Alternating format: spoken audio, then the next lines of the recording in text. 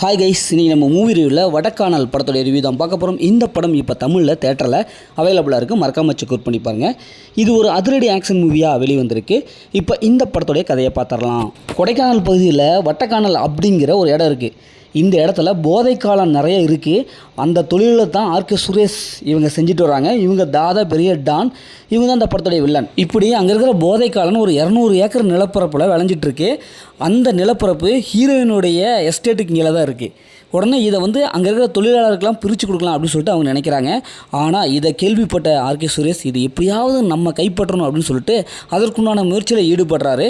அதுக்கப்புறம் ஆர்கே சுரேஷோடைய பையன் தான் நம்ம படத்துடைய ஹீரோ.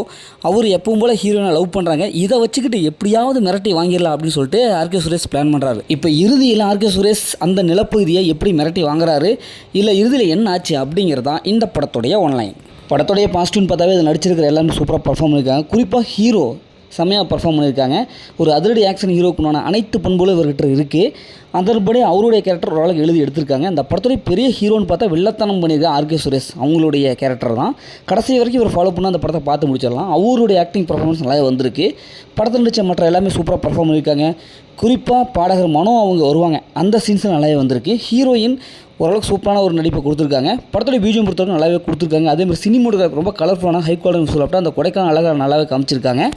குறிப்பாக அந்த போதை காலம் எப்படி இருக்குது, அது எந்த மாதிரிலாம் மனுஷனை அப்படியே ஒரு மாதிரி பண்ணும், அதனுடைய தீமைகள் என்ன அப்படிங்கிறத அந்த படத்தில் சொல்லியிருக்காங்க. அது நல்லாவே வந்திருக்கு.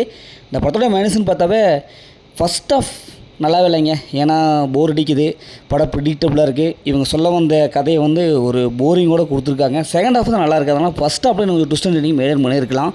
மற்றபடி இந்த படத்தில் பெருசாக ஒன்று அழுத்தமான சீன்ஸில் இல்லை, எமோஷனலாக கனெக்ட் ஆகவே இல்லை.